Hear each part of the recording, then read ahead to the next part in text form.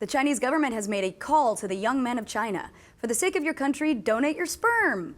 Shortages in sperm bank donations coupled with the aging Chinese population has led the government to try to incentivize men by offering even rose gold iPhones in exchange for semen.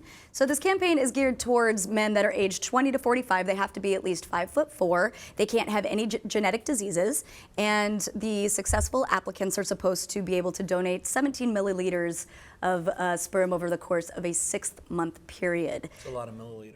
Yeah, I was like, the metric, I don't really know how many that is, but... I gotta say though, rose gold iPhones are really nice and they're fancy. Right. And I mean, it's worth it. I mean, I'm just wondering how much, is that how much you need to pump out in order to get the iPhone? It reminds me of like when you're at Shakey's or something, you're trying to get enough tickets for like the cool toy that's at the top. Only Nick would make that equation. He'd be like, oh, how much can I produce before I get my rose gold iPhone? Okay, so let's look at some of the reasons behind some of this. So there's been shortages in sperm bank donations. There was actually a study back in 2011 called Sperm Donation and Its Application in China, a 7-year multi-center retrospective study. And it looked at some of the primary reasons why there weren't as many donations there. There's inadequate semen parameters, which they didn't quite specify. I'm not really sure, but I suppose there's got to be certain parameters you have to reach. Right. There were some people that were STD positive, and then some people that just got out of the study because of their frustration over the semen parameters. So they're like, you don't want mine? I'm out of here. So what's interesting to me about this is the fact that the government is justifying this because they say that not only they have an aging population, but they have a diminishing workforce. Also, the Chinese government allows people, or is allowing more couples to have more than one child. They're allowed to have a second child. So yeah, there's all of these different factors. But to your question, in terms of like what they're offering, they have certain campaigns. There's social media characters. There's promises of up to $1,000, and then of course this iPhone to try to incentivize people. What do you think, Elliot? So that's the glittering prize, is an iPhone. Yeah. That's a lot of work for an iPhone, I know, right? for 6 months. And it's going to become redundant by the time you get there. By the time you end of the 6 months, they'll come out with a new one anyway. So you'll be the chump walking around with the iPhone. And you got blisters on your hand.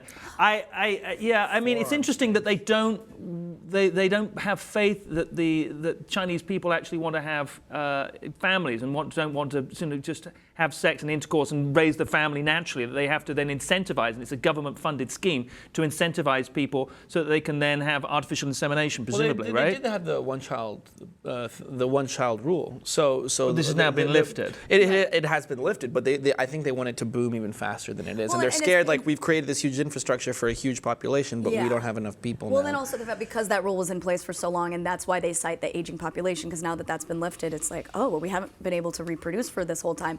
Well, it's also interesting because according to traditional Chinese medicine, there's having a lot of semen, I guess, is a sign of vitality. So there's speculation that guys don't want to give it away. Some families are. What are they doing? Like keeping it? Yeah, they're like hoarding it away. They're like, I'm so vital.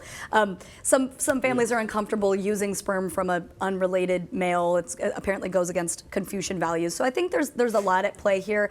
But it's also interesting to incorporate this kind of patriotism in this. I have certain things, for example, show your compassion, help mitigate the country's aging problem. This is in an article on a state-run news site. There's also ads that say donating sperm and donating blood are the same thing. It's all about giving back to society. So they're really trying to. They're really not the same thing. They're very different. Not the same thing. If you think they are, then there's something's gone wrong in the biology lesson. I'll be honest, like. I've never been to a sperm bank. I don't really know what they do there, but it's like if someone was going to pay Why me, would you? That's not that surprising to me. But look, let me just think, let me just put myself in that perspective, or in that position. If you were to go to a place, right, don't they just like turn on dirty movies and you're just like playing with yourself and you get paid to just like masturbate? Isn't that, am I crazy? Like, come on. Well, where are you going? Where are you going with this? I'm wondering why people wouldn't be into it. Kind of stuff.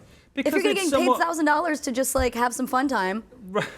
Well, I don't think it's quite that straightforward. I think it's more the fact that you've got, well, first of all, there's the criteria. There's the height criteria. Average height in China is 5'6". Oh. So they're all disqualified. There's a lot of people who are disqualified just straight away. So it's a high threshold that they've got there, right? So that might be part of the issue. The rest of it is, I don't know how many people, if they want to hold on to their vitality, they don't necessarily want to just sort of give it away and then have children running around that they don't know anything about. I mean, that is extremely onerous, and you don't know what the repercussions could be, because the Chinese government could suddenly change the directive and say, oh, by the way, all of those people that donated their sperm 15 years ago, now guess what? You've got to now start paying alimony, and we're able to trace you back. So you just do not know. I would be very wary about giving away my vitality under such a capricious regime. I also didn't know that Confucius spoke about sperm banks. Did he have anything to say on the matter of rose gold iPhones too? What does he think about those? Are they too tacky? Confucius say. I don't really know, and I would be curious to see how this relates to sperm banks in America, because I've certainly never seen an ad that's like, hey, your country needs you. But apparently, Chinese men, your country needs you to give a little love.